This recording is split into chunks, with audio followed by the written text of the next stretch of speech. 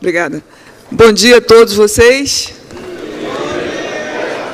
Eu agradeço muito pelo convite feito pela CSB. É uma honra para mim estar conversando com vocês aqui. Não é a primeira vez que eu participo desses encontros de vocês e estou muito feliz de estar mais uma vez sendo convidada para falar sobre um tema tão polêmico, tão urgente e tão impactante sobre os trabalhadores. Eu pretendo provocar muito debate entre vocês. Eu sei que as centrais estão resistindo demais à reforma e a ideia que eu tenho é de trazer argumentos para consolidar a nossa resistência à reforma da Previdência. Então, vou colocar pelo menos 5 pontos de apoio que eu penso que serão bases para a nossa luta de muito breve no Fórum da Previdência. Como vocês sabem, a situação do país é muito grave, né? Ela não é só grave do ponto de vista econômico. O país realmente tem uma situação muito grave do ponto de vista político também, porque está havendo um grande retrocesso no debate político do país, né? O campo conservador tem avançado de forma substancial e nós temos perdido terreno de direitos sociais e também de direitos do mercado de trabalho em função do avanço do conservadorismo no país. O grande tema é o ajuste fiscal. Imaginem uma nação do porte do Brasil ser reduzida a um debate sobre ajuste fiscal. É dramático, né? É dramático. Então, a austeridade fiscal passou a ser, se não a única alternativa para tirar o país da recessão, mas, se não a única, principal. Esse é o grande debate hoje no campo econômico. E isso, para os trabalhadores, é um grande pesadelo, porque toda vez que o governo fala que vai fazer um ajuste fiscal, os trabalhadores sabem que isso vai significar a precarização na área de saúde, na área de educação, que isso vai significar salários do setor público menores, que isso vai significar a mudança no cálculo do salário mínimo, fora, né, as ameaças rotineiras ao sistema previdenciário e ao sistema de assistência social do país. Então, é um pesadelo que a gente está atravessando, de fato, com as crescentes ameaças de redução de direitos sociais. O governo tem divulgado que a Previdência passou por um déficit em 2015 de algo em torno de 85 bilhões de reais. Gravem esse número. A Previdência teria um déficit de 85 bilhões de reais, certo? E que, por isso, as reestruturações nesse sistema seriam as prioritárias, seriam, inclusive, mais importantes do que uma reforma tributária, certo? Bom, e o que o governo está no ar propondo? Que a gente lê nos jornais, que tem sempre um economista do governo anunciando, né? Em primeiro lugar, o governo pretende reeditar a CPMF. Né? Em segundo lugar, o governo pretende aumentar a DRU, a desvinculação das receitas da União. Hoje, as desvinculações da Receita da União são de 20%, o governo pretende aumentar para 30%. Como vocês sabem, essas desvinculações significam receitas que são constitucionalmente destinadas à área social, à Previdência, ao SUS e à assistência social. 20% do total das receitas são desviadas, né, para gastar onde o governo destinar, principalmente no pagamento de juros. Então, o governo pretende aumentar essa margem de retirada de recursos da área social de 20% para 30%. Também pretende fazer a unificação dos sistemas de previdência, fazendo as mesmas regras para trabalhadores rurais e urbanos, homens e mulheres, trabalhadores do setor público e do setor privado. Também pretende estabelecer uma idade mínima para as aposentadorias por tempo de contribuição. E eu gosto muito de fazer uma parte, quando se fala disso, porque quando há debates na televisão, o que parece é que nós temos um sistema previdenciário tão benevolente que não tem idade mínima, o que não é verdade, né? A idade mínima de aposentadoria, obrigada, no país é de 65 anos para os homens e de 60 anos para as mulheres. As aposentadorias por tempo de contribuição, que representam menos de 50% do total das aposentadorias, é que não tem uma idade mínima. Os homens que contribuem por 35 anos e as mulheres por 30 anos podem se aposentar, né? Mas sobre eles, como todos sabem, recai o fator previdenciário ou, agora, a progressividade 85-95. Quer dizer, já há regras que limitam, né, os benefícios para as pessoas que se aposentam por tempo de contribuição. O governo já fez uma mudança em dezembro de 2014. Ainda nem esfriou essa mudança, o governo já entra com outra proposta de estabelecer uma idade mínima, né? Então, a gente vive esse aperto, né? Esse constante ataque, e sempre significa o quê? Redução de benefícios, sempre, né? A ideia é fazer ajuste fiscal mesmo. O governo também pretende desvincular o piso previdenciário do salário mínimo. O governo não diz isso abertamente, mas economistas de dentro do governo falam sobre isso, né? Que o salário mínimo tem sido corrigido acima da inflação e que não é possível corrigir também os benefícios acima da inflação, quer dizer, ganhos reais para os benefícios sociais. Não vai mais ser, provavelmente, viável isso, segundo o governo, certo? Outra coisa que o governo pretende acabar é com o acúmulo de benefícios. Uma pessoa que recebe aposentadoria não pode receber aposentadoria e pensão, ou um ou outro. É claro que a aposentadoria é sempre maior que a pensão é parcial, certo? Não vai mais poder haver esse acúmulo, essa é uma das propostas, né? E o governo pretende que essas regras sejam regras de transição, que elas vão ser estabelecidas entre 15 e 30 anos, num período de tempo de 15 a 30 anos, para serem totalmente consolidadas. Então, o que está justificando todas essas medidas que eu considero desnecessárias e draconianas, né? O que está justificando é a ideia de que nós temos uma população que envelhece progressivamente. Nós teremos em 2040, 2050, um número de idosos que será 3 vezes maior do que o número de pessoas jovens e ativas, né? Nós temos uma baixa taxa de fecundidade no país, e isso traria no futuro um aumento dos gastos com os idosos, tanto em termos de pagamento de benefícios, quanto em termos de gastos com saúde pública, né? E teremos uma arrecadação menor, porque haverá um menor número de trabalhadores ativos. Então, vai aumentar a despesa e vai reduzir a receita, o que implicaria numa rota inviável de um sistema de previdência público. Então, o governo quer fazer os ajustes hoje para evitar que isso aconteça no futuro. Então, vejam bem, eu tenho dito em todos os lugares por onde eu tenho feito palestra, o governo foi acometido de um senso de responsabilidade com o futuro, que ele não dispensa a segurança pública, a educação, ao saneamento básico, à saúde e nem ao meio ambiente, certo? É um senso de preocupação com o que ocorrerá em 2040 e um certo descuido, para não dizer em alguns casos desprezo, pelos problemas atuais, prementes de hoje, certo? Então, a gente tem que, de fato, mergulhar na pesquisa sobre previdência e apontar o que realmente está justificando essa reforma, certo? Há alguns técnicos que chegam ao auge da honestidade. Eles dizem, olha só, de fato uma reforma da Previdência não vai significar nenhuma redução de gasto no curto prazo. É mesmo? Então, por que vai fazer a reforma? A reforma é para o médio e longo prazo. Interessante, né?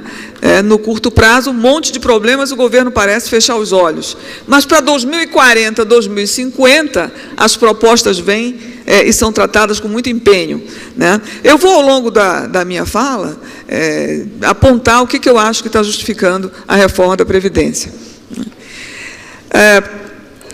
Eu queria começar abrindo o tema, falando da política macroeconômica do governo Dilma. Porque não é possível falar de reforma da Previdência, né, sem falar de política macroeconômica, porque ela afeta diretamente a Previdência. Ela vai fazer com que se justifique uma reforma da Previdência. O que aconteceu? A partir de 2011, há uma clara reorientação na política macroeconômica do país, sem dúvida alguma, né? A economia brasileira foi consecutivamente desativada de todos os mecanismos de crescimento que nós tínhamos. A taxa de juros começou a subir a partir de 2013, né? houve o que eles chamam de política macroprudencial, que significou a redução progressiva do crédito. O corte de gastos no orçamento fiscal, principalmente de gastos com investimentos, que foi absolutamente brutal, o corte de gastos com investimentos. Depois eu vou mostrar os dados para vocês, né? O governo começou a dar aporte menores para os bancos públicos, principalmente para o BNDES, e aporte também menores para as empresas públicas, particularmente para a Petrobras, após 2014. Então, esse conjunto de instrumentos de política macroeconômica derrubaram a economia. Derrubaram a economia vem sendo derrubada desde 2011. Né? O ajuste fiscal que o governo vem fazendo começou desde 2011. Eu tenho um artigo que, em parceria com uma colega do Instituto de Economia da UFRJ, mostrando que o governo corta sistematicamente gastos desde 2011, inclusive na área social. Né? E, no entanto, o governo está sempre sendo cobrado pelo ajuste fiscal. Está sempre sendo apunhalado para fazer um ajuste fiscal maior, certo? É claro, o ajuste fiscal nunca vai funcionar, porque fazer austericídio, fazer austeridade fiscal, sempre acaba resultando num resultado pior, porque o ajuste fiscal provoca queda de receitas e aumento de despesas. Né? Por que cai a receita? Porque quando o governo gasta menos, implica menos renda na economia. Menos renda na economia significa menos demanda. Uma demanda menor faz com que os empresários recuem na produção. Né? Então, eles recuam no investimento privado. O governo cortou o investimento público, o investimento privado caiu. E a gente costuma dizer em economia que o grande determinante do investimento privado é o investimento público, certo? É ele que estimula as empresas a produzirem, porque ele cria renda, cria demanda. Né? Como o investimento privado recua, o desemprego aumenta, os salários caem, as margens de lucro produtivo também caem e, obviamente, a arrecadação diminui. Por outro lado, quando a economia vai desacelerando, os gastos públicos aumentam. Os gastos com saúde pública aumentam, porque as famílias param de ter condições de pagar planos de saúde, né, e mesmo porque os planos de saúde entraram numa crise terrível, exatamente por isso, pela inadimplência também das famílias, né, as famílias estão endividadas, certo? E agora endividadas e sem renda ou com baixa renda. Então, isso faz com que elas tenham que procurar os serviços públicos, aumentam os gastos com educação pública, aumentam os gastos com saúde pública, aumentam os gastos com seguro-desemprego. Então, não tem como fazer ajuste fiscal com uma economia em recessão. Quanto mais o governo aprofunda o ajuste fiscal, menos ele consegue resultados favoráveis, certo? Mais a despesa sobe, mais a receita cai. Então, é uma fórmula, né, demoníaca, não vai funcionar. Como não funcionou nos últimos 4 anos, como não funcionou ano passado, que foi um ano de profunda recessão. O PIB provavelmente deverá cair próximo de 4% negativos, quando o IBGE fechar esse número daqui a pouco, daqui a mais 2 meses. Né? Então, o que é mais chocante é o corte do investimento público. Eu trouxe aqui, para onde eu aponto?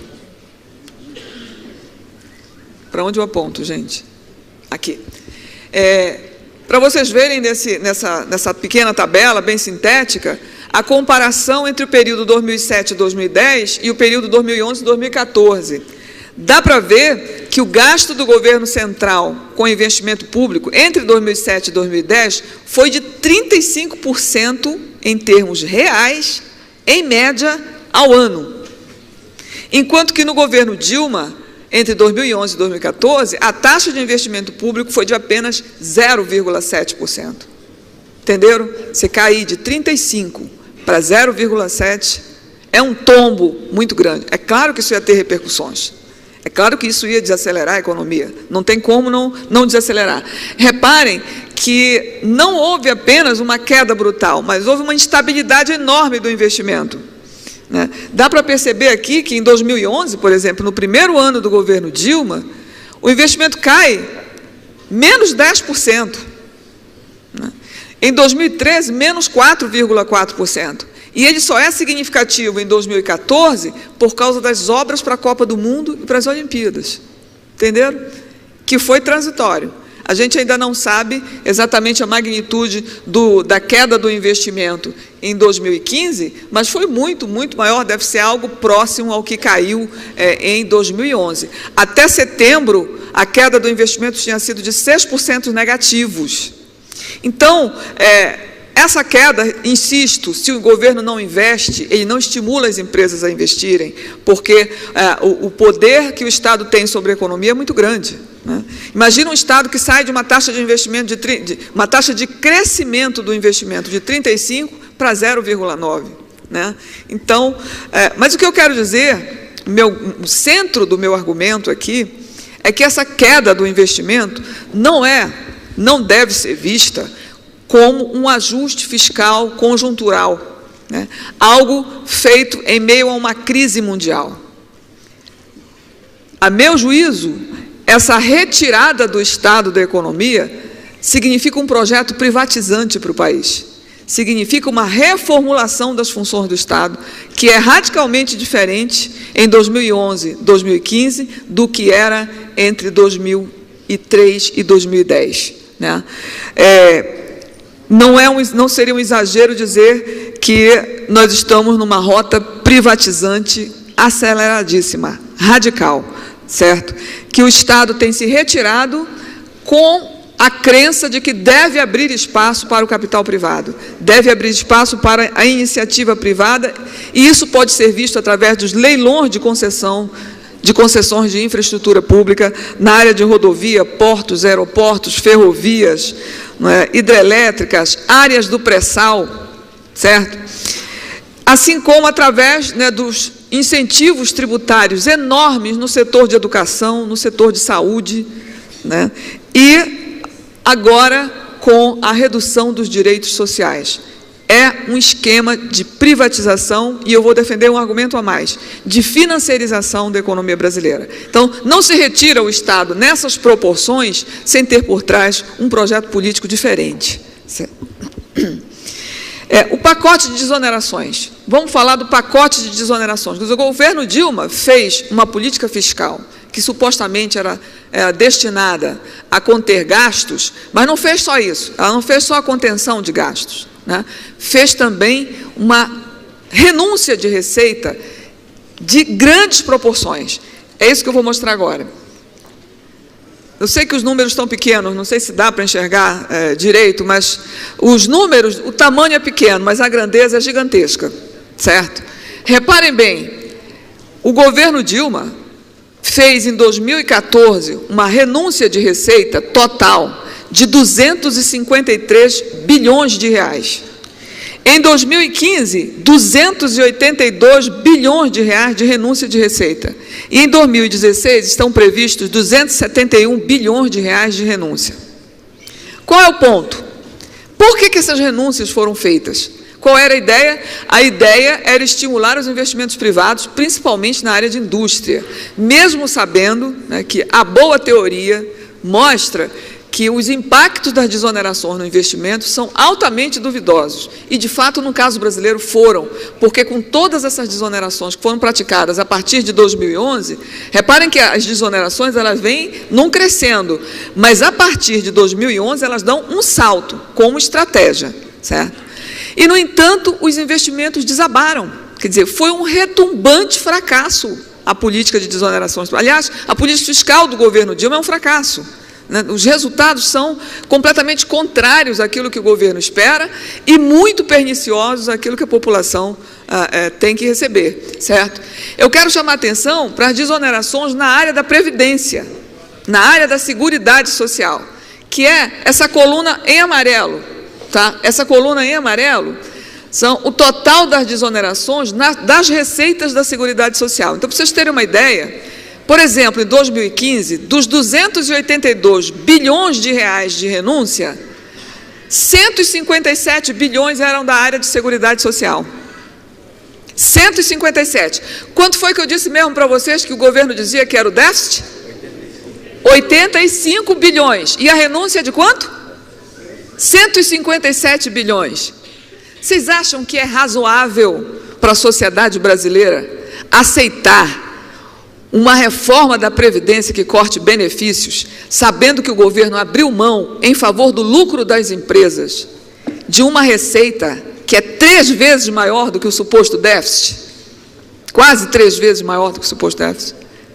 Impossível, né? É absolutamente inviável o governo supor que os trabalhadores vão aceitar que agora, depois de fazer tanta renúncia de receita, os gastos se ajustem a essa receita menor. Como se a gente não estivesse percebendo o jogo. Você achata a receita para depois fazer a reforma? Você induz ao déficit da Previdência, porque a Previdência ainda não tem déficit, vou mostrar os números daqui a pouco. Com tudo isso, a Previdência ainda não tem déficit. Mas se o governo continuar com isso, vai ter o déficit. Eu dizia, olha só, se vocês vão continuar com essa política de renúncia, gente, são 42 bilhões de renúncia só de CPMF, ai meu Deus, não sai a CPMF da minha cabeça. De contribuição social sobre o lucro líquido e COFINS, 42 bilhões de COFINS ao ano de renúncia. Entenderam? Só na área do INSS, só de contribuição sobre a folha e contribuição no INSS dos trabalhadores, dos empregadores, dos funcionários avulsos, dos autônomos, a renúncia em 2015 foi de 62 bilhões de reais. 62 bilhões. Se o governo bota isso para dentro da receita, isso eu não estou considerando a DRU, hein? Não estou considerando a DRU, que é 20% em cima das receitas que entram. Essas aí não entraram que o governo renunciou, mas das que entram o governo fica com 20%, entenderam? Isso, agora querem que chegue a 30%. Isso sem contar com a sonegação. Entenderam, gente? Tem muito terreno para discutir antes de querer cortar os gastos, certo? É realmente inaceitável, intolerável que agora a sociedade tenha que absorver uma redução de benefícios. Mas tudo isso é um projeto de privatização. Isso não é simplesmente ajuste fiscal. O ajuste fiscal é um pretexto. O ajuste fiscal é um pretexto para empurrar as pessoas para os esquemas de previdência privada. Olha só, olha o que acontece. O governo deteriora o SUS.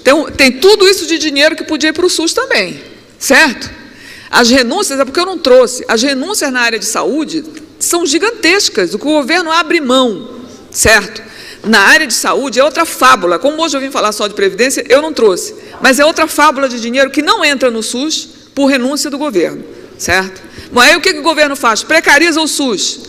As famílias que pensam que não vão conseguir ser atendidas se elas forem a um posto de saúde, a um hospital para uma emergência, né, elas acham que numa situação muito difícil, elas não têm condições de esperar por uma cirurgia que só vai acontecer 3 meses depois, por um exame que só vai acontecer 5 meses depois, o que é que elas fazem? Elas fazem um plano de saúde num banco. Né? Um plano de saúde que é péssimo, aliás, péssimo, que também vai gerar tempo de espera, que tem uma qualidade ruim e tal. Então, as pessoas, em função da precarização da saúde, são empurradas para os planos de saúde. É o mesmo raciocínio para a Previdência. Se você chega à conclusão que você vai se aposentar com uma renda muito baixa, que não vai garantir o mesmo padrão de vida que você tem hoje, nem sequer pela metade, qual é a reação das pessoas? Correrem para um banco e fazerem um plano de previdência complementar num banco privado, certo? Não é essa a reação das pessoas? Então, quem deseja o ajuste fiscal? E por que deseja o ajuste fiscal? É para que o governo tenha sound finance, como a gente fala, né? Saúde financeira. Não é para ter saúde financeira, porque ajuste fiscal traz piora da saúde financeira, né? É para privatizar, é para financeirizar os serviços públicos. É assim que se financiariza na área de saúde, porque você empurra todo mundo para os bancos, e é assim que se financiariza na área de previdência. Mas não é só aí não. Na área de educação, a mesma coisa. Quem aqui não tem um filho que quis passar numa universidade pública e não conseguiu porque o número de vagas é pequeno? Muitos. Como é que o governo reage? O governo reage dizendo, não tem problema não, filho, eu pago um FIES, eu te dou um FIES, certo? O que é o FIES? É um financiamento com taxa de juros exorbitantes para o estudante ir para uma escola privada com qualidade muito sofrível, né? Com relação às escolas públicas, e saia da universidade com uma dívida sem antes ter um emprego. Isso se chama financiarização. né? Os estudantes americanos, hoje, né, estão com dívidas arquilhadárias nos Estados Unidos, porque o esquema lá é de privatização. Você não tem dinheiro para pagar, então você pega um empréstimo e vai frequentar uma escola privada.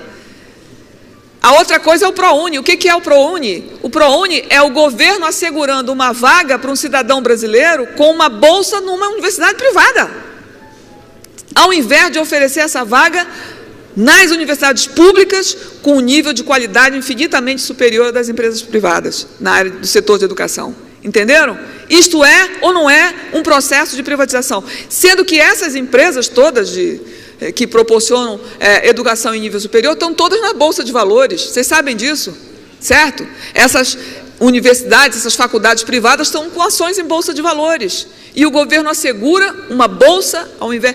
O reitor da UFRJ propôs ao governo que para cada uma vaga que ele gasta com um estudante numa escola privada, ele criaria 3 na UFRJ. Ele se propôs, você não paga para eles o dinheiro, pague para mim, eu crio 3 aqui na UFRJ. Entenderam? Então, esse é o problema que a gente está enfrentando. Não é só um problema da Previdência, é um projeto político de poder privatizante e radicalmente financiarizante. Esse é o ponto, né? Depois desse pacote de desonerações todos, o governo colheu, como eu disse antes, redução do investimento. Mas a redução do investimento atingiu principalmente o setor de indústria, que é o setor que mais contribui, né? As receitas do governo partem principalmente do setor industrial. O setor do agronegócio, ele é altamente desonerado, e o setor de serviços também. É muito mais desonerado que a indústria, certo? Então, o investimento cai muito mais na indústria, e particularmente na indústria automobilística, de tal forma que o crescimento, a taxa de crescimento da indústria foi uma queda de 8,3%, representou uma queda de 8,3%, né, em 2015, e já tinha caído 3% em 2014. É claro que eu estou fazendo todo esse raciocínio para chegar à conclusão que o desemprego aumentou muito. Em 2015, nós perdemos 1.500.000 postos de trabalho formais com carteira assinada, segundo dados do CAGED. O rendimento dos trabalhadores também caiu. Teve uma perda de 3,7% em 2015, que foi a maior queda desde que começou essa estatística, em 2002. Né? Nós tivemos também uma perda na massa de rendimentos reais dos trabalhadores. Ela caiu 5,3% em relação a 2014. Né? Então, o que acontece? Se a gente perde empregos, perde salários, né, perde massa de salários e aumenta a informalidade em consequência disso, o que vai acontecer? Queda na arrecadação da Previdência, queda na arrecadação da Seguridade Social. Né? Vou mostrar para vocês essa queda aqui. Essa queda aqui é do emprego, né? A criação de vagas formais está mostrando ali em vermelho que nós perdemos 1.400.000 empregos em 2015. E aqui a queda na receita total da Seguridade Social. Eu não sei nem para onde eu ando, se eu fico para cá, eu fico na frente. A queda. Percebam que a queda começa em 2011. A queda na receita da Seguridade Social começa em 2011 e não para de cair até que em 2013, 2014 e 2015 as taxas de crescimento são negativas. Né? Em 2015, caem as receitas da Seguridade Social em menos 10%. Isso é muito grave. Isso é muito grave. A Seguridade Social, ela depende da política macroeconômica, ela depende da geração de empregos, ela depende do nível de informalidade, ela depende da massa salarial. Se a política macroeconômica for uma política recessiva, ela afunda a Seguridade Social. Foi isso que aconteceu na Europa. Né? Tem várias teses mostrando que o ajuste fiscal que foi feito na Europa foi propositalmente para provocar a recessão e destruir o sistema de proteção social europeu. Desmantelar. Exatamente isso que está acontecendo conosco. O governo foi capturado pelo mesmo discurso conservador de ajuste fiscal que está levando a economia à recessão e que vai possibilitar o desmantelamento do nosso sistema de proteção social. Isso é pensado na prancheta. Ninguém me convence do contrário. Certo? Isso é uma coisa bem bolada, né? Bom, então, Essas desonerações todas que vocês viram, que a gente falou aqui, e que proporcionam essa queda brutal de receitas, certo? Foi feita sem pedido nenhum de contrapartida. O governo não pediu, em troca, elevação de investimento às empresas, não pediu geração de emprego às empresas que foram desoneradas, não pediu preservação ambiental, não pediu em troca garantia de direitos trabalhistas, não pediu em troca a proteção social, que deveria ser, no mínimo, pedida em troca de tamanha desoneração. Então, não há contrapartida. É dinheiro que se transforma em margem de lucro. É apropriação privada de recursos públicos, certo? Então, eu quero chegar à conclusão aqui com vocês que não tem nada errado com a Previdência.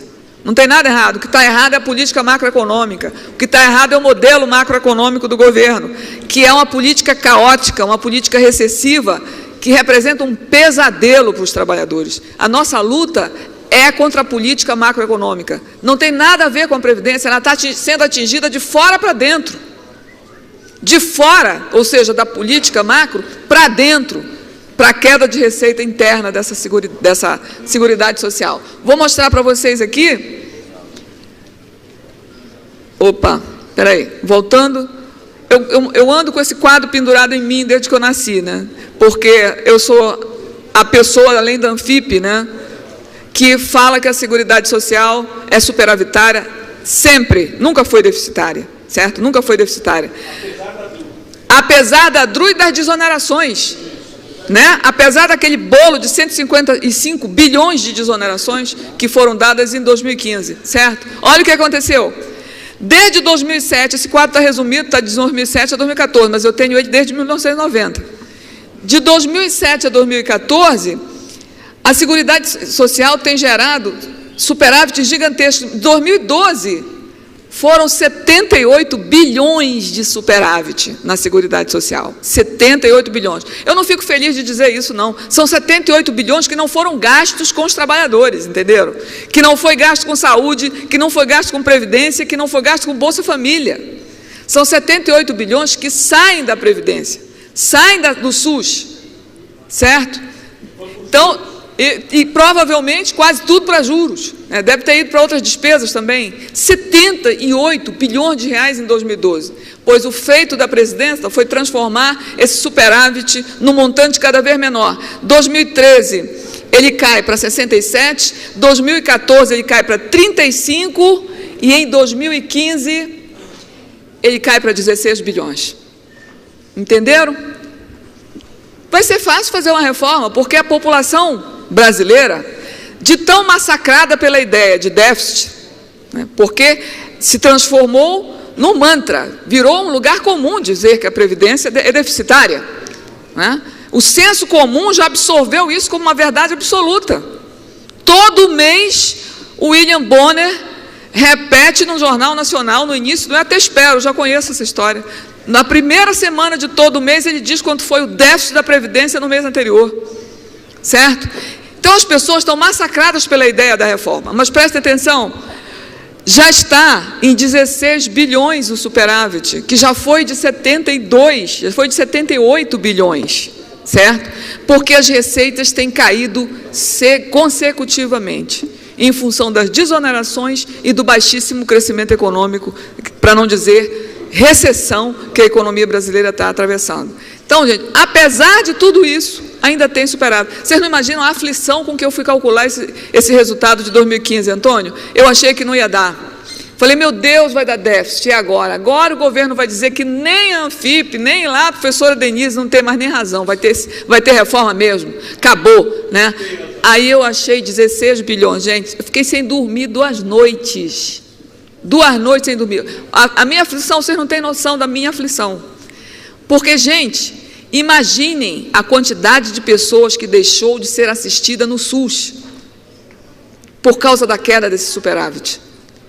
Imaginem a quantidade de pessoas que deixou de receber o Bolsa Família por causa da queda desse superávit. Eu não durmo com isso, não durmo.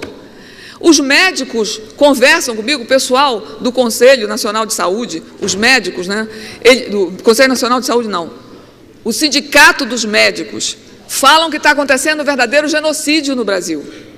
porque as filas de espera por cirurgia, né, montam a 14 mil pessoas na fila de espera, entendeu?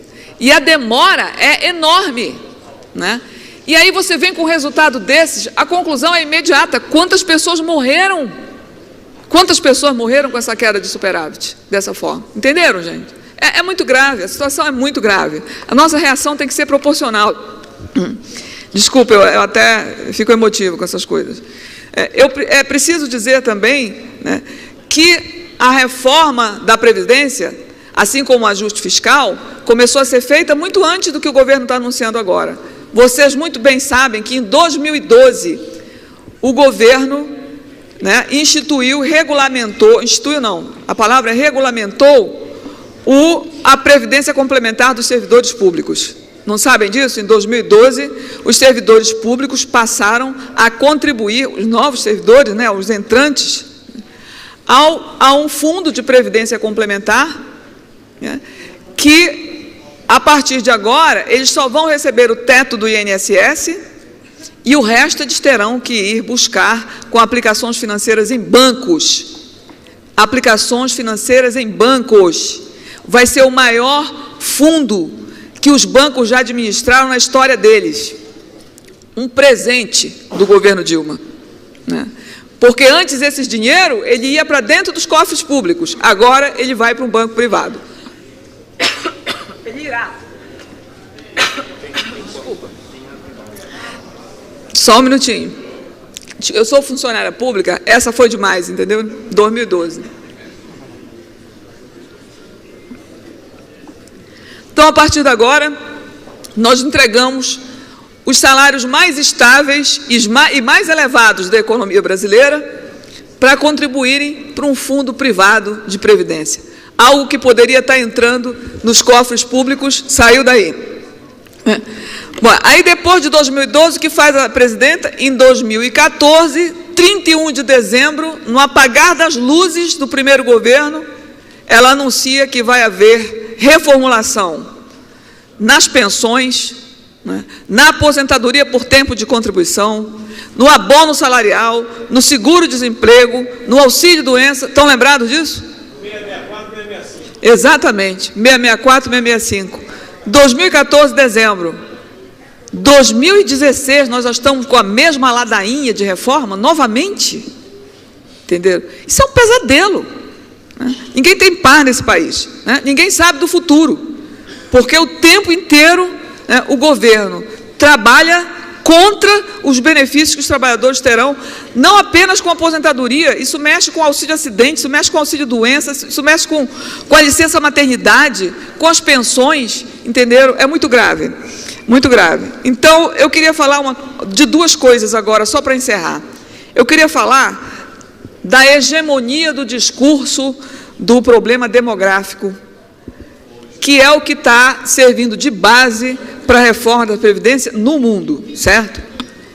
Olha, você pode ter uma visão dramática, né, catastrofista dessa situação, ou você pode ter uma visão otimista. Eu escolho a visão otimista por profissão, eu sou economista e eu sei o que significa um impacto de um gasto com a Previdência. É tudo de bom, né? Qual é o grande problema do capitalismo? O grande problema do capitalismo é desemprego e insuficiência de demanda, insuficiência de consumo, em função de que grande parte dos trabalhadores não conseguem um posto de trabalho quando eles precisam, quando eles estão aptos e desejosos a trabalhar, eles não conseguem um posto de trabalho. Então, o grande problema no capitalismo sempre foi como gerar mais empregos, como aumentar a renda. Sempre foi insuficiência de demanda. Pois bem, o que é que o futuro nos mostra? Que nós vamos ter mais idosos. Nós vamos ter uma demanda contratada para o futuro. Vocês entendem isso? Nós vamos ter uma demanda contratada. Nós não precisamos sofrer de insuficiência de demanda. Os idosos vão consumir sem produzir. É o melhor cenário para o capitalismo. Porque o problema do capitalismo é de superprodução, né? O problema do capitalismo é de capacidade ociosa por superprodução. Quem estuda economia e estuda as crises mundiais, sabem que quando um país entra em crise, ele passa pelo quê? Excesso de estoques acumulados, máquinas desativadas. Desculpa, gente. Eu dou muita aula, desculpa. Então, qual é a saída? A saída é criar consumo. E os idosos vão ser esse consumo com o qual a gente não vai se preocupar. Eles vão estar lá para consumir. Agora as pessoas pensam que o governo vai pagar os idosos e eles vão botar o dinheiro no colchão, dentro de casa. Vão esconder num cofre, né? Não é nada disso. Os idosos recebem o dinheiro, nem esquenta na mão deles. Já sai direto para o mercado, para a mão das empresas. Para as farmácias, para o ônibus. Não, o idoso não paga ônibus. Tomara que não pague, né? Porque no futuro, com essa privatização, tomara que não pague, né? Então, é energia elétrica, medicamentos, alimentação, padaria, vestuário, habitação, calçados, móveis, entenderam? É como se o governo fizesse apenas um bypass do dinheiro pelos idosos. Vai direto para as empresas, que papo mais furado é esse? Dizer que o governo está gastando com os idosos, tudo bem, está gastando com os idosos, mas vai direto para a mão dos empresários. Ou nós somos otários? Não somos, né?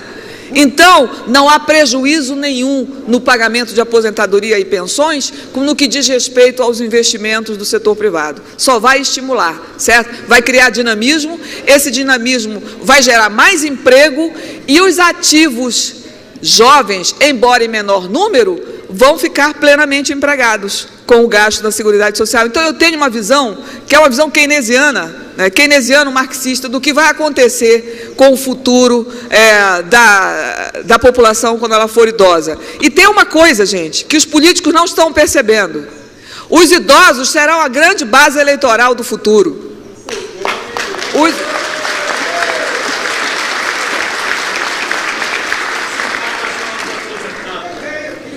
Os idosos já são uma forte base eleitoral de hoje. O que esses caras estão fazendo? Estão dando tiro no pé? Estão dando tiro no pé? Esses caras não sabem que vai ter eleições logo depois? E que a massa da população será de idosos? Vocês acham que os idosos vão deixar fazer reforma? É por isso que nós o quê?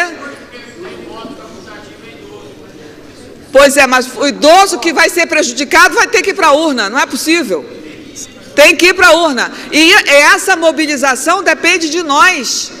Porque o futuro da população idosa brasileira está ameaçado. Só os idosos ricos vão sobreviver.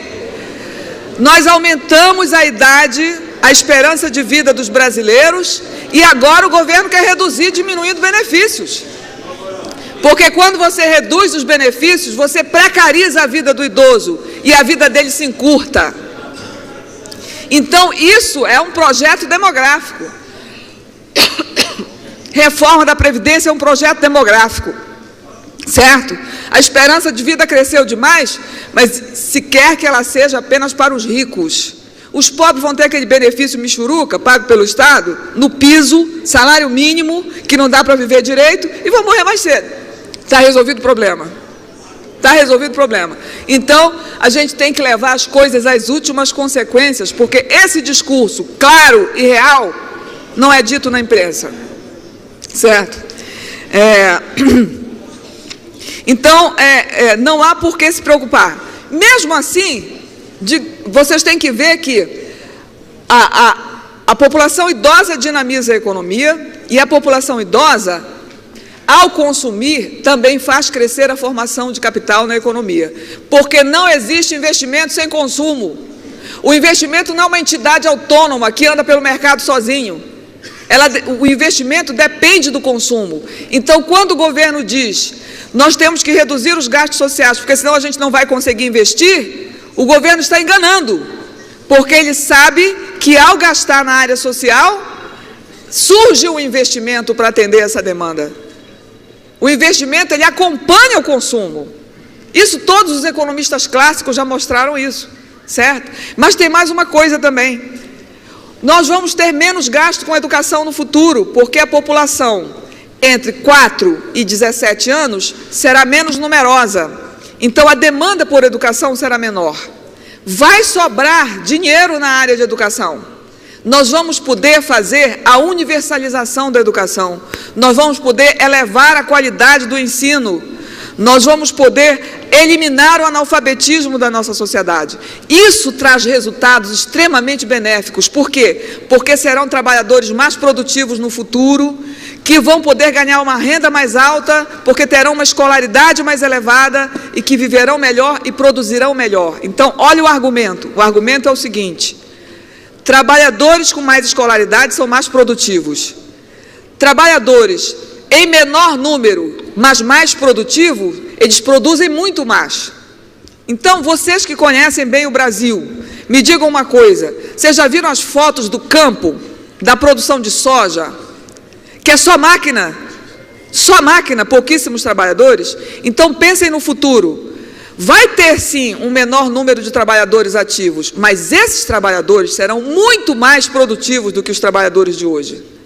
Então, não vai cair a arrecadação, não, porque vai ter tributação sobre o lucro, sobre o faturamento e sobre a folha, como é hoje.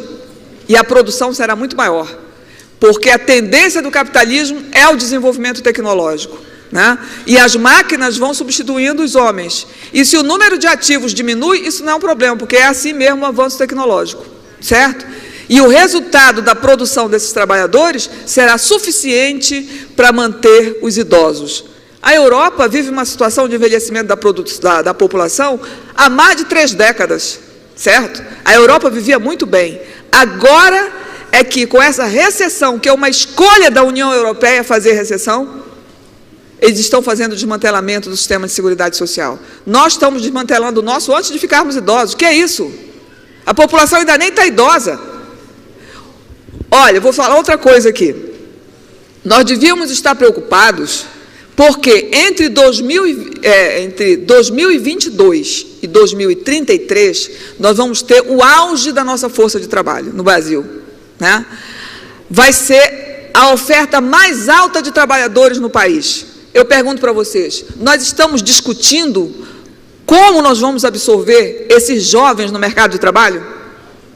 Não, nós estamos discutindo quanto vai cortar de benefício para 2040, caramba! Entenderam o problema, o paradoxo? Nós vamos ter o auge da força de trabalho na década de 20 dos anos 2000 e não estamos discutindo como nós vamos gerar emprego, como nós vamos dar escolaridade para esses jovens. Vai ser o ápice da sociedade brasileira, o maior número de trabalhadores no mercado. Nós estamos discutindo o que nós vamos fazer com esses jovens?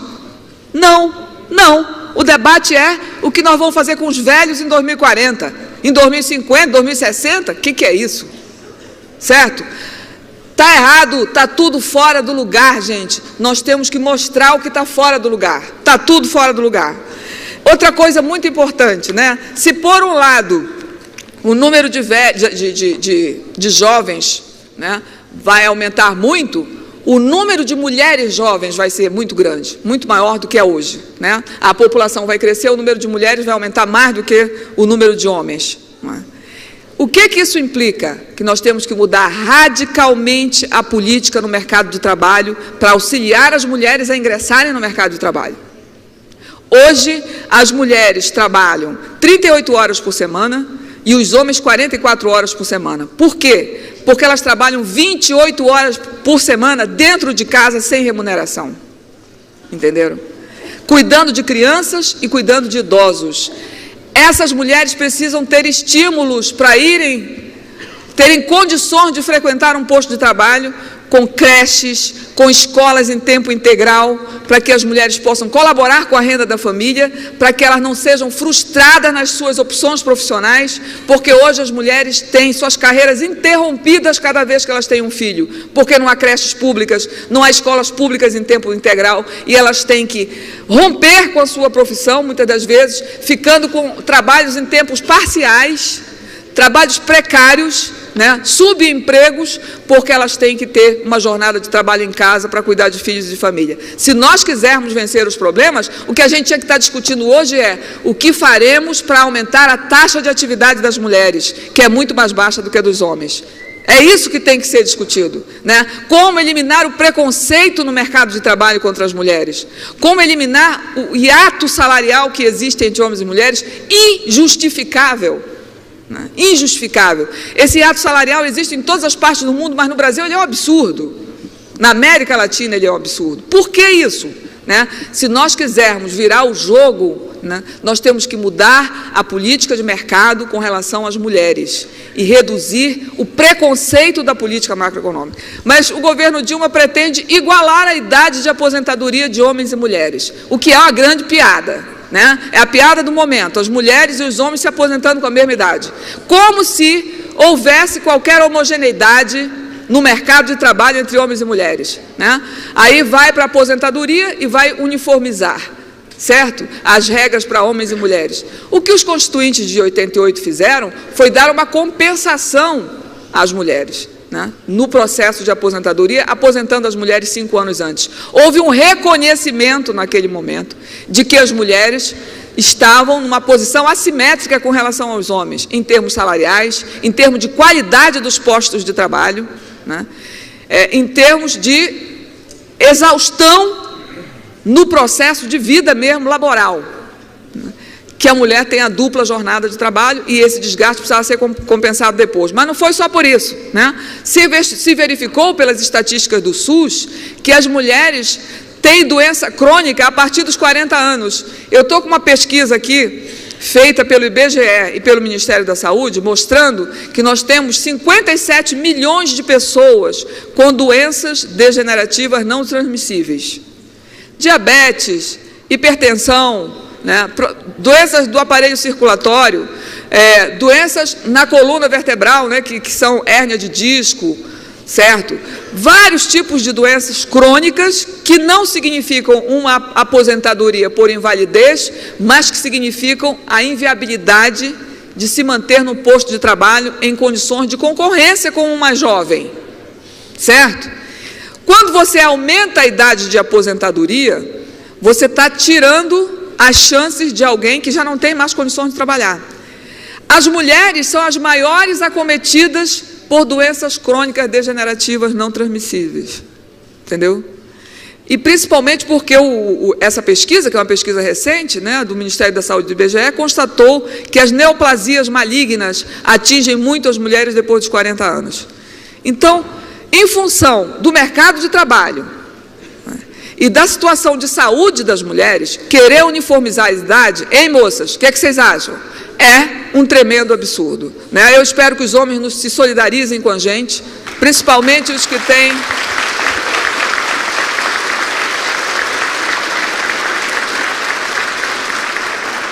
Eu tenho certeza que os homens que estão aqui observaram as suas mães, observam as suas mulheres e observam as suas filhas e sabem que a situação é desigual, né? A situação é desigual. Por fim, eu queria falar de uma última coisa aqui. Quando o governo fala dessas estatísticas demográficas, ele faz previsões sobre o futuro. Eu não sei se algum de vocês aqui já teve oportunidade de ver as projeções que o governo faz para 2040, 2050, 2060, e que é o que justifica a reforma. Eles vão mostrar como evolui a massa salarial no Brasil, como evolui o crescimento vegetativo, que é decrescente, a taxa de inflação, que é crescente, como a evolução do PIB, como é que é, o reajuste do salário mínimo, o reajuste dos benefícios, colocam isso no modelão, isso vira uma tabela e mostra que a gente vai ter gastos crescentes que vão superar 12% do PIB com aposentadorias. Hoje nós temos um gasto de 8% do PIB. Em 2040, 2050, ele atingiria o patamar de 12%. Pois bem, eu me dou o trabalho de olhar, né, como é que faz essas simulações, como é que eles tratam as variáveis.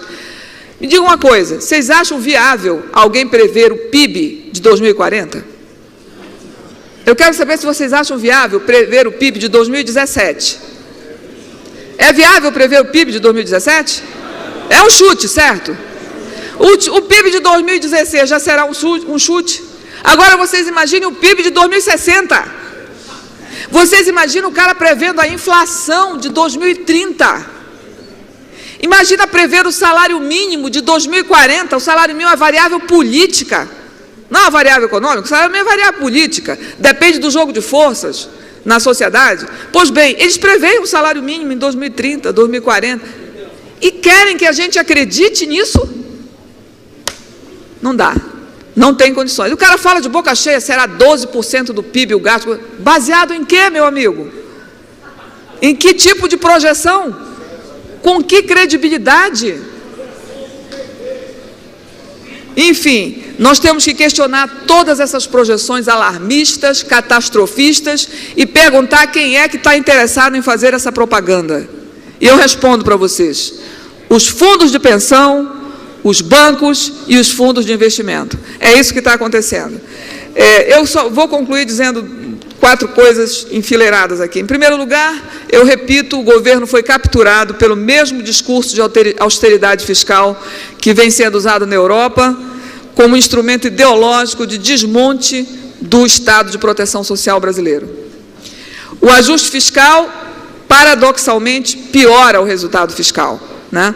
E deixa o Estado completamente incapacitado de fazer qualquer política de desenvolvimento econômico. Nós não vamos poder discutir mais nada nesse país, a não ser o ajuste fiscal, porque o resultado vai ser tão desastroso que não vai haver recurso para nada, né? Não vai ter mais. Então, nós não vamos poder discutir desenvolvimento econômico mais aqui, né? Em terceiro lugar, o ajuste fiscal não vai resolver o problema da inflação, porque a inflação não é de demanda. Se a inflação fosse de demanda, o ajuste fiscal era perfeito, mas não é. A inflação é cambial, é inflação de custos, é inflação de alimentos, né? É inflação de tarifas públicas. Se a taxa de juros aumenta ou se o ajuste fiscal ficar mais duro, nada vai acontecer com esses preços. Câmbio é determinado de fora para dentro, né? É determinado no mercado cambial e depende dos fluxos de capitais. Depende muito dessas agências de rating que não tem credibilidade nenhuma lá fora, só nós que damos importância para elas, né? Em quarto lugar, esse austericídio fiscal é de fato uma resposta ao mercado. O governo está achando que se der essa resposta ao mercado, se colocar o Fórum da Previdência para funcionar, o mercado vai aliviar a pressão política sobre o governo. Não vai, né? Não vai. Não há saciedade. Não há saciedade por parte do mercado financeiro. Eles já ficaram com 8,5% dos juros. Gente, nós gastamos, a Fatorelli deve ter dito isso para vocês ontem, nós gastamos em 2015 501 bilhões de reais com pagamento de juros. E gastamos 380 bilhões de reais com Previdência. Os 380 bilhões de reais com Previdência atenderam a 28 milhões e 500 mil beneficiários, certo? Os 501 bilhões atenderam a quantos? 100 mil pessoas? Menos até do que isso. Então, a proporção é essa, né? São 380 bilhões de reais no regime, no RGPS, né? Que vão atender diretamente 28 milhões de pessoas e indiretamente 90 milhões de pessoas. Essa a diferença. É que um distribui renda, hein? Tem mais uma diferença. Diga. Tem receita dos 390 milhões. Exato, tem receita para isso, certo? E no juros não, tem que tirar da Seguridade para pagar para eles. Juros altos, esse é o grande alvo que a gente tem que mirar. Porque o governo justifica o ajuste fiscal para pagar juros extremamente altos, certo? Juros altos causam um estímulo ao rentismo no país. Mesmo os mais bem intencionados não resistem a essa taxa de juros, que é a mais alta taxa de juros reais do mundo, reais e nominais do mundo. Não há como não haver um estímulo ao rentismo, de forma que o orçamento público brasileiro se financiarizou. A dívida pública, os juros, se transformaram na mais brutal transferência de renda, de recursos públicos para o setor privado, né? Não existe em lugar nenhum do mundo o que acontece no Brasil. A mais elevada taxa de juros, transferindo renda de uma forma tão violentamente explícita quanto a taxa de juros. E a gente tem que discutir reforma da Previdência? Não, gente. Eu espero que realmente a gente consiga evitar essa regressão social, a gente consiga evitar que esse governo anule boa parte dos ganhos que os mais pobres obtiveram na última década. Boa sorte para todos nós.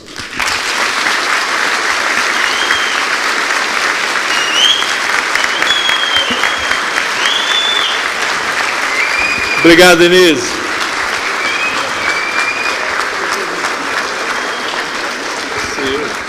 Isso aqui é a nossa mochila do...